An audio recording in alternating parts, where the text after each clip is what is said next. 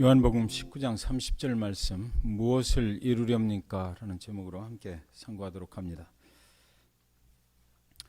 성경 전체를 통해서 가장 중요한 하나님의 말씀, 모두 다 하나님의 말씀은 중요한 것이지만 세 가지만 정리를 한다 그러면 창세기 1장 1절,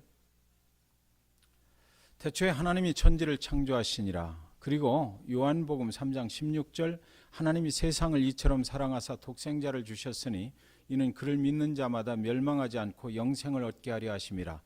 요한복음 19장 30절 오늘 말씀이죠. 예수께서 신포도주를 받으신 후에 이르시되 다 이루었다 하시고 머리를 숙이니 영혼이 떠나가시니라. 이렇게 정리를 해볼 수도 있겠습니다. 요한복음 19장 30절은 구약 성경의 종착지이고 또한 새로운 언약의 시작점이 되는 것입니다. 예수께서 신포도주를 받으신 후에 이르시되 다 이루었다.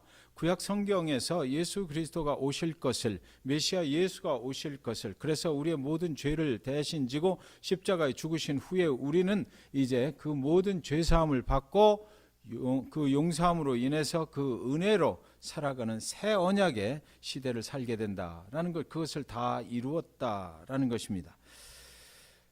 이 선언은 십자가에서 이루어졌습니다. 예수님이 이 땅의 사역을 다 마치시고 십자가에 달리시고 운명하시기 바로 직전에 하신 말씀이 바로 다 이루었다라는 것이었어요. 여러분, 인간은 저를 포함해서 여러분 모두는 성공하기를 원합니다. 화려한 축복을 받으며 정상을 향해서 올라가기를 원합니다. 인간은 자랑하고 싶은 것들로 꽉 채워져 있습니다. 성공의 정상에 섰을 때 그때 가서야 이제는 후회 없다. 내가 이만큼 성공했으니까 이제는 후회 없다. 내 인생 이제는 후회 없이 다 이루었다라고 말하고 싶은 것이 인간의 속성입니다. 그런데 이 예수님의 다 이루었다라고 하시는 이 말씀은 고통과 고난의 십자가상에서 운명하시기 바로 직전에 말씀하셨다라는 것입니다. 여러분, 예수님은 이 땅에 오셔서 많은 표적과 기사를 행하셨습니다. 무덤에 갇힌 지가 나흘이나 지났는데, 죽은 지가 나흘이나 지난 그 나사로의 무덤 앞에서 나사로야 나오라 했을 때 나사로가 수건을 동인 채로 걸어 나왔습니다. 이때 주님은 다 이루었다라고 수많은 관중들 앞에서 그렇게 말하지 아니하셨습니다. 또 그 벌판에서 5,000명을 하나님께 보리떡 5개하고 물고기 2마리를 가지고 축사하시고 나서 그 5,000명을 충분히 먹이시고 그리고 나서도 남은 광주리에 충분히 채웠던 그런 시절에 그 수많은 관중들 앞에서 다 이루었다라고 그의 성공적인 사역 앞에서 그 말씀을 하시지 않았다라는 것입니다. 예루살렘에 들어가실 때 사람들이 호산나 호산나 이스라엘 왕으로 오신 그분을 찬양하고 그분께 모든 환호를 올려드릴 때 예수께서 손을 번쩍 드시고 내가 다 이루었다라고 말하지 아니하셨다라는 것입니다. 그 자리가 예수님이 원하셨던 그런 자리가 아니었기 때문입니다. 그렇다면 예수님은 과연 무엇을 다 이뤘다라고 이 죽음의 십자가 앞에서 죽기 전에 이렇게 말씀하시는 것입니까? 두 가지를 볼 수가 있습니다. 첫 번째는 죄로 인해서 죽을 수밖에 없는 그 죄인의 심판, 하나님의 진노, 그것을 다 풀어드렸다라는 것입니다. 자기가 십자가상에서 죽음으로 인해서 이제는 다 하나님의 진노로 인해서 죽을 수밖에 없는 그런 영혼들, 그들을 위한 그 하나님의 그 자유를 이제 선언하게 됐다라는 것입니다. 인간은 원래 하나님 보시기에 참으로 기뻐할 수밖에 없는, 심히 좋아할 수밖에 없는 그런 존재로 만들어졌습니다. 그런 인간들에게 죄가 들어왔어요. 로마서 5장 12절, 그러므로 한 사람으로 말미암아 죄가 세상에 들어왔고 죄로 말미암아 사망이 들어왔으니 이와 같이 모든 사람이 죄를 지었으므로 사망이 모든 사람에게 이르렀느니라. 한 사람이 저지른 그 죄가, 이 죄가 쓰나미처럼 모든 인류에게 밀려 들어왔다라고 성경은 기록하고 있습니다. 죄는 육신의 사망뿐만 아니라 하나님과 단절되는 영혼의 사망도 가져오고 만 것입니다. 하나님께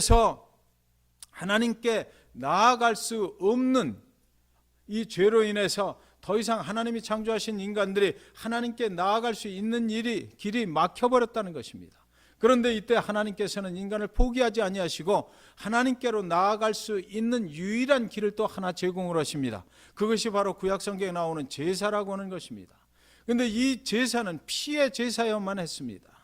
그래서 제사는 하나님께서 정하신 성도의 그 성소에 하나님의 방법으로 제사를 하는 것인데, 그것은 피의 제사였고, 짐승을 가지고 가서 그 짐승을 잡아 죽여서 그 짐승에게 자기 죄를 안수를 하는 순간에 그 짐승에게 자기의 죄를 전가를 해버리는 거죠.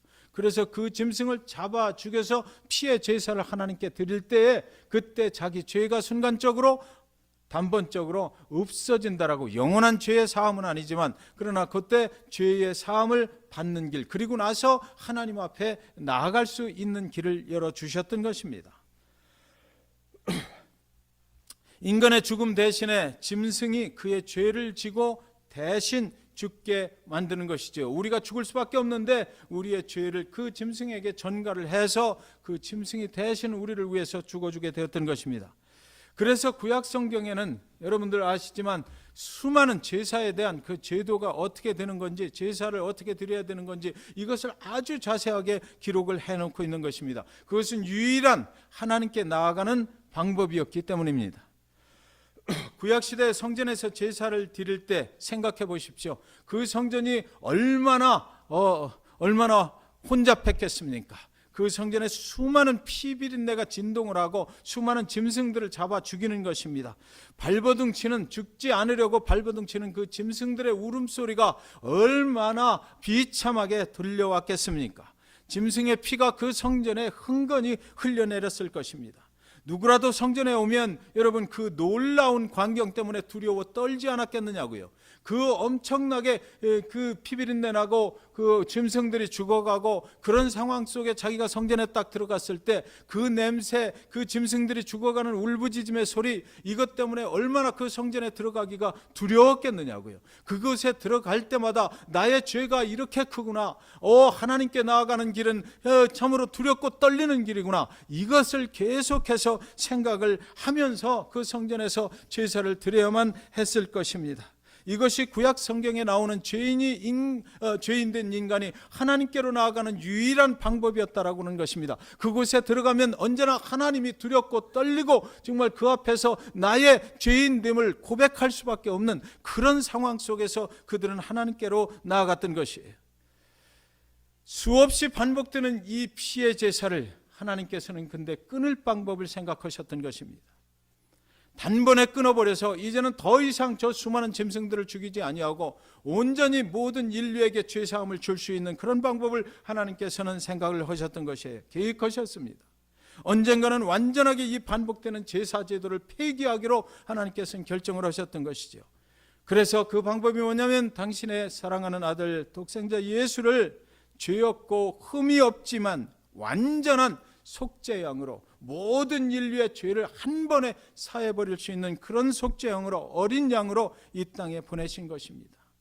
죄에 대한 하나님의 진노를 단 한 번의 제사로 풀어드리는 사건이 바로 골고다 십자가에 달려서 우리의 화목제물이 되어주신 예수 그리스도 십자가 사건인 것입니다. 일시적으로만 하나님의 진노를 풀어드리는 그런 불완전한 제사가 이제 그 어린 양 예수가 골고다 십자가에서 죽임당함으로 인해서 그래서 완전한 그 제사로 변화가 됐던 것이지요. 예수는 수없이 많은 짐승들이 죽어가야만 했던, 그래서 하나님의 진노가 일시적으로 멈추게 하였던 그런 제사가 아니라 쏟아지는 하나님의 진노를 단 한 번에 감당하신 제사인 것입니다. 여러분, 그 예수를 우리가 믿는 것입니다.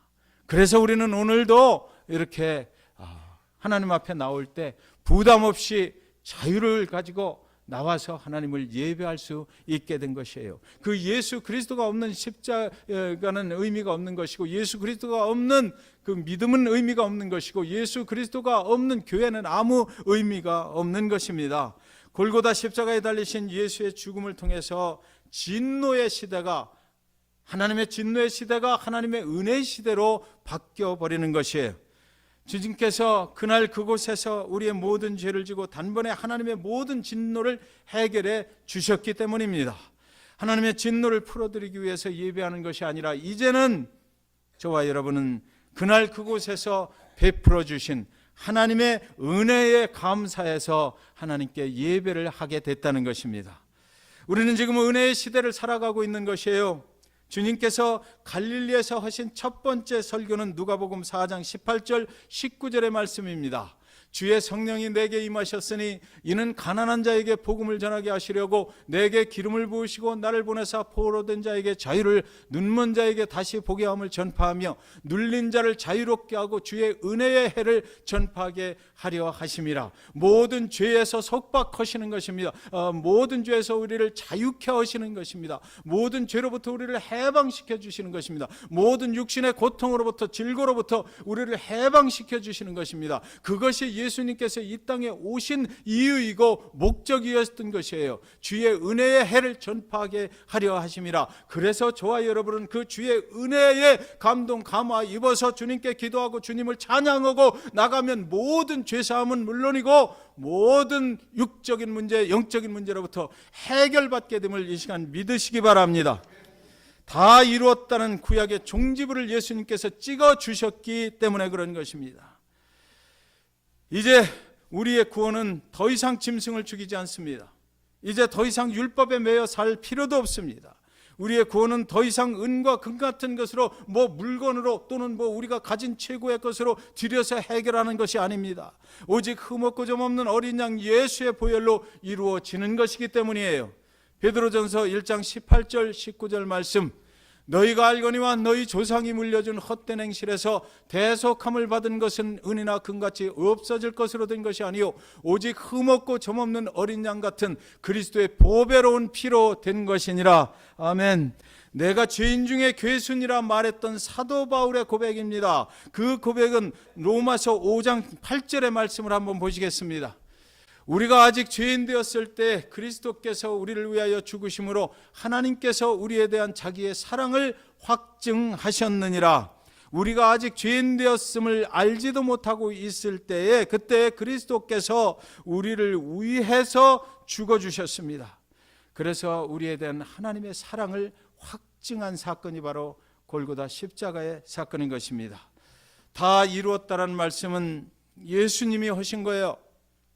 예수님은 하나님의 아들이십니다. 예수님은 하나님이십니다.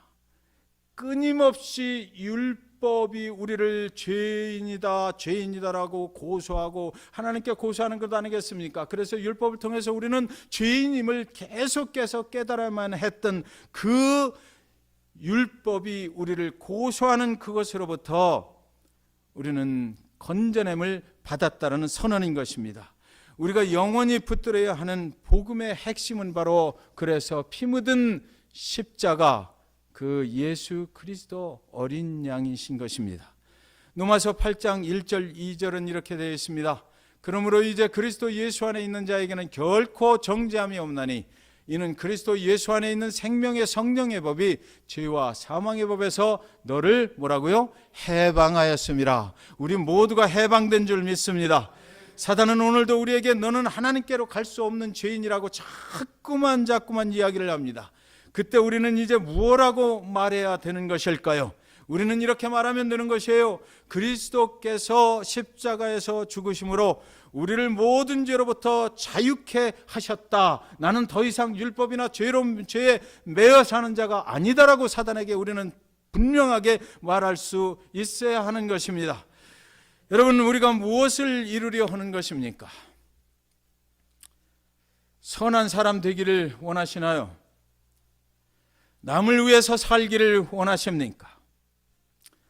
선한 사람 되어서 하나님의 구원을 이루려 하십니까? 윤리적이고 도덕적으로 살아서 구원을 얻으려 하십니까? 기억하시기 바랍니다. 우리가 이루어야 할 것은 예수님께서 이미 이루어 주셨다라는 것이에요. 선한 삶을 사는 것도, 남을 위해 사는 것도, 이 사회에 봉사하는 것도, 윤리적이고 도덕적으로 사는 것도 절대로 구원에 이르는 길은 아니라는 것입니다. 그런 것들로 인해서 우리의 죄 사함을 받는 것은 절대로 아니라는 것이에요. 그것은 그리스도의 은혜 안에서 이미 예수 그리스도를 믿고 그 그리스도가 우리의 죄로부터 해방시켜 주었다는 것을 내가 믿고 그를 예수 그리스도를 나의 구세주로 영접하고 살아가는 성도들의 삶이 변화되는 과정에서 자동적으로 일어나는 것이지, 이것이 뒤바뀌어서 구원으로 가는 길이 되어서는 안 된다는 것입니다. 그러니까 사랑하는 여러분, 우리가 분명하게 알아야 될 것은 예수 그리스도를 믿는 것이 첫 번째예요. 우리가 무슨 행위를 잘해서 예수 그리스도 그분을 믿게 되는 것은 아니란 말입니다. 우리가 십자가에서 이루신 주님의 일에 무언가를 더해서 구원을 얻는 것도 아니에요. 여러분, 구원은 구원으로 끝나요. 한 번 예수 그리스도를 나의 구세주로 믿는 순간 예수 그리스도 그분께서 나의 모든 죄를 지고 십자가에서 그분이 나를 위해서 죽으셨다는 것을 믿고 영접하는 순간 나의 구원은 완성되는 것입니다. 그곳에 자꾸만 뭐를 추가해서 내가 열심히 뭔가를 해서 구원을 완성시키려고 하시면 안 되는 거예요. 이미 예수님께서 십자가의 세상에서 2000년 전에 뭐라고 그러셨어요? 다 이루었다라고 했기 때문이에요. 그분이 이미 2000년 전에 다 이루어 주셨기 때문에 우리는 더 이상 죄에 대해서 뭔가를 내 스스로 해결하려고 해서는 안 되는 것입니다. 우리는 이제 죄인임을 인정하고 회개하고 십자가에 달리신 그분이 하나님의 아들이시며 그가 죽음은 나의 죄악 때문이었음을 믿음으로 고백하고 그분을 영접하면 끝나는 것입니다. 이제 우리가 할 수 있는 것은 주님께서 십자가에서 이루신 그 일을 기억하는 것입니다. 주님의 은혜를 기억하는 것이에요. 아, 주님께서 나를 위해서 그렇게 해주셨구나. 아, 주님께서 나를 여기까지 이렇게 사랑해 주셨구나. 저와 여러분이 오늘 살아가고 있는 거, 저와 여러분이 오늘 하루도 이 고난의 주간에 나와서 주님을 예배할 수 있는 거, 이것이 다 주님의 은혜인 줄 믿으시기 바랍니다. 주님께서 우리의 모든 죄를 깨끗하게 씻어 주셨기 때문입니다. 그래서 이제 우리 주님께서 해결해 주신 그 은혜에 감사해서 감사함으로 그 은혜를 주신 주님 앞에 우리가 한 걸음 더 나가게 되는 것이 우리의 신앙의 여정인 것이죠. 이 시간 520